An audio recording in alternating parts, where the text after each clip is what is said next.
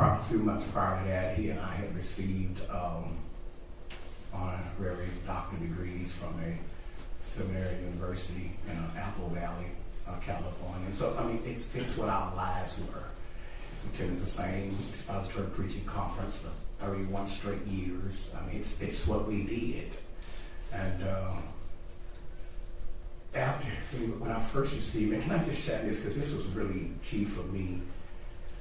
The morning I found out he was dead, it was that Saturday. He was killed that Friday, the 24th. The 25th, we found out that he had been killed. And it was so difficult for me because as pastor, of course, I was walking out of my church in Lake Charles, Louisiana to get in my car that morning at 10:30 to go preach a funeral. And I'm being told that somebody has killed my twin. And I've got to go in here and console a family when I need to console. But yet, because of the commitment I had to my job, I went there and preached anyway, knowing the burden I was under. And so that's what you kind of get with this family. I tell people, my mother and father didn't raise perfect children, but they didn't raise lazy children.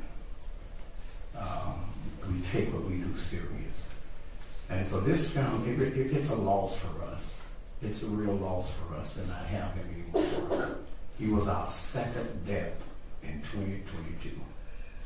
We just buried my mother in March. He gets killed in June. Our oldest brother dies in November. All in that phase of time. 3 meaningful people to this family were gone. And that's really all of what we've been having to deal with, not just his death. We have to deal with the fact that we lost 3 family members all at one time. But this one hurts the most because, and I don't want to go back to this and do this, it was so unnecessary. It's so unnecessary, it hurts. Do I still cry 3 years later? Yes, I do. I've counseled people for 37 years as a pastor. I'm still in counseling. Somebody's got to counsel me now. And people keep telling me, just get over it. You're a pastor, you know about that, just get over it. And anybody that thinks it's that simple and easy to do, maybe you haven't lost what I lost. Because if you lose what I lost, you understand it's not that easy to get over. Absolutely. I just want to follow up with you a little bit about, you talked about how both of you were pastor. You currently are a pastor. He obviously was a pastor. And it sounds like your dad was a pastor as well. Yes. And since his death, what has been your role in East Bethel Missionary Baptist Church? Our youngest brother actually pastors that church now, Pastor John Deshawn. When my dad passed some years ago, the church that he pastored here somewhat split. And I actually took that church and started a church here. And so I was preaching some Sundays in Lake Charles because I still had evening services in that church. When I would come in and preach at the church here in the mornings on Sunday morning, I'd rush back and preach at 6 p.m. at the church in Lake Charles. And I did that every month for 9 years. And so when the death came of my brother and Reverend John became the pastor, I took my little church here and merged it in with East Bethel. And so I'm still here every other Tuesday teaching, morning Bible study for the seniors. And I come here and preach at East Bethel every third Sunday morning. I don't care what's going on. I'm going to be here third Sunday morning at East Bethel.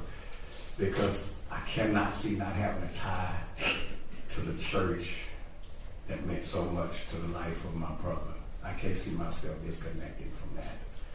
He wouldn't want me to do that, and so I can't see myself doing that. So I'm still very connected with that church.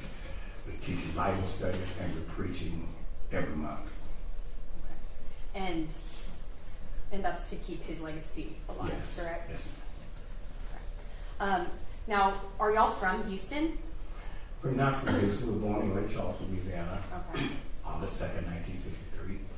And my father, we moved to Houston when we were 2. My father was working for the Port of Houston, and of course he won the financial secretary job for the Longshoremen's Union. And so we've been here since we were 2 years old. And so all of our schooling, everything was here for us. Anybody who knows anything about being identical twins, your popularity grows real fast because people get fascinated with watching twins, and so singing in a choir, we were very gifted, thank God, to be able to sing a little bit. So singing in the church choir all the time, and then we were very good with track runners, and so on both sides of that, people got to know who we were from just what we were blessed to be able to do. And so that's how we grew up in Houston, and then my brother's children were excellent football players and stuff, and so that just really popular, made the family popular with my nephews and what they did. Especially when the one got drafted and went to the NFL, it really made the family popular. So. Yeah, that'll do it. So, where did y'all go to high school? Houston, Ross S. Sterling, so we went to high school at. And then, of course, we graduated out there and had a scholarship to go run track at Stephen F. Austin State University. Okay. And you've talked a little bit about, what birthdays are like, obviously. What's it like with other holidays without him? Honestly, I don't celebrate any holidays right now. For 3 years I haven't gone anywhere for holidays. I my children and grandchildren come over, cook and I feed them, and that's as much as I do on a holiday. I just haven't for 3 years been in a holiday spirit. Because our family is close-knit family. And so we did everything, we celebrated things together, and we miss a valuable piece of our family. It just takes away the option to just even want to do it, to be honest with you. Permission to approach, Your Honor. Granted. I'm approaching you with what's marked as State's Exhibit 170. Do you recognize that? Yes, I do. Does it look like it's been altered in any way? No. At this time, Your Honor, I'd like to offer State's Exhibit 170, tendering to defense. No objection. All right, State's 170 is admitted. Permission to publish, Your Honor. Granted.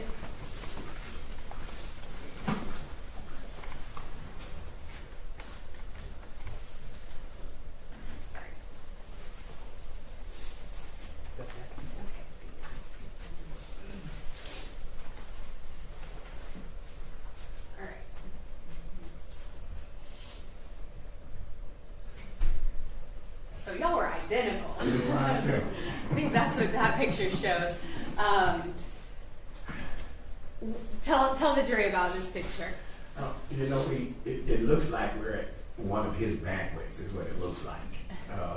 His church would give him during his, every year he celebrated his anniversary as a pastor at the church. I would come over and speak for the banquet, and we would always try to do our best, as we have always done all our lives, dress alike. So this looks like one of those banquets that they were having for him, and that's what that picture basically is. One of the happy times. Yes. Oh yeah, you can tell. Very happy.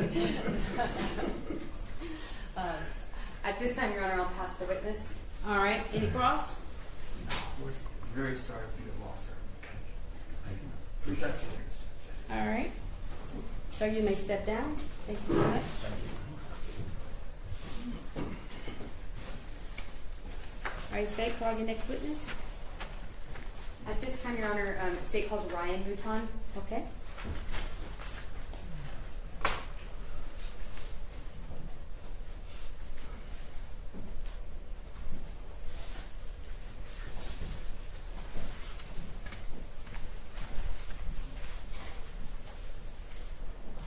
Raise your right hand, please.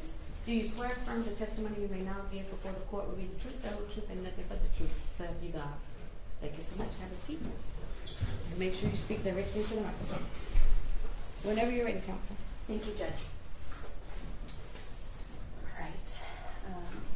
Good afternoon, Mr. Mouton. Good afternoon. Can you state your name and spell it for the record? Yes, Ryan Mouton, RYAN MOUTON. Okay. And can you explain to the ladies and gentlemen of the